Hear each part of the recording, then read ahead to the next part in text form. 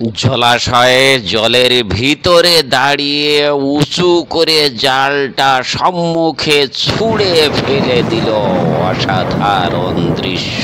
মাছ লাফালাফি করছে আর জালটা টেনে তাড়াতাড়ি তুলে উঠানোর পরে অনেক মাছ বেঁধেছে। চমৎকার দৃশ্য, বড় বড় মাছ লাফালাফি করছে। বাহ! তারপরে কাঁধে নিয়ে ধীরে ধীরে কুলের তীরের দিকে এগিয়ে গেল। আর একটা লোক ড্যাম্পে মাছ ধরছে, এই জালটা ফেলে দিল দূরে ছুঁড়ে।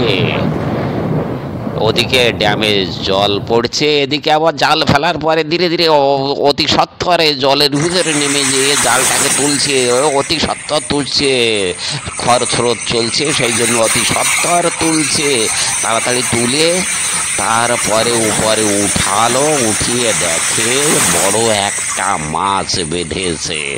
তারপরে ধীরে ধীরে ধীরে ধীরে উপরের দিকে চলে এলো। বাহ! অসাধারণ দৃশ্য। একটা লোক নৌকার ভিতরে জালে অনেক বড় একটা রুই বেঁধেছে। ধীরে ধীরে তুলতে পারলো না, নড়ানড়ি করছে। আবার তুলতে গেল জালটা, কিন্তু আর তুলতে পারলো না, মাছটা ছুটেই গেল।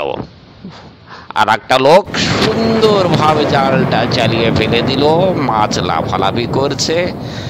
তারপরে জালটা আস্তে আস্তে টানছে, জালের ভিতরে প্রচুর মাছ, বড় মাছ বেঁধেছে।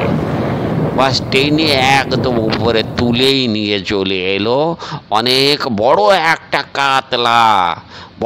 কাতলা ঘাড়ে করে। তারপরে উপরের দিকে নিয়ে এলো। এমন ভিডিও দেখতে হলে এই চ্যানেলটা সাবস্ক্রাইব করুন। আর একজন লোক এই জালটা ফেলে দিল সম্মুখে পুকুরের ভিতরে। মাছ লাফালাফি করেছে, অনেক মাছ এখানে লাফ দিয়ে উপরের দিকে, একবার এইদিকে একবার ওই দিকে।